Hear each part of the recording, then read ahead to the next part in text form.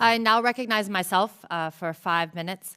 I will start out by questioning Mr. Clark and Ms. Murphy about a comment that you made. You quickly mentioned that you were opposed to Section 3, but during your remarks, maybe in the interest of time, you didn't amplify what that particular provision was. And so I'll call that out for other people who are participating in the hearing.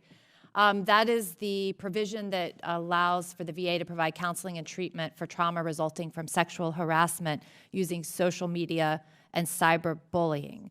In your more thorough written statement, you cite that your contact with field staff over the years, that quote unquote many clinicians would include this definition. Why do you resist moving the ambiguity of what many clinicians might recognize and codifying that this is in fact a means by which sexual harassment and bullying happen, and therefore should be clear for the veterans who might wish to file a claim as well as the processors to understand that it's within the realm of the evidence that can be provided? Thank you. I'd like to allow my VHA counterpart, Dr. Margaret Bell, to speak to this topic. I believe actually Section 3 may speak to expanding the definition used by VHA to provide MST-related care. As noted in our written testimony, we certainly don't oppose the expansion to include the technological abuse.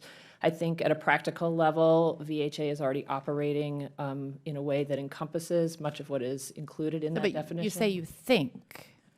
Is it perfectly clear? Is it in writing? Why should we leave the ambiguity? I think it would be perfectly fine to put it in writing and to include that in the formal definition in 1720D. I know as a national office, if asked for guidance on that issue, our response to the field would certainly be that that technological abuse would be kind of the means or the forms by which sexual harassment might be occurring, and our authorization already includes the ability to provide care for sexual harassment, that kind of the substance of it, and so regardless of the means by which that is occurring. But at this point, we're talking about evidence. So I think that digital media, social media, records of that are certainly evidence that we should allow people to present if that's the means by which the abuse occurred.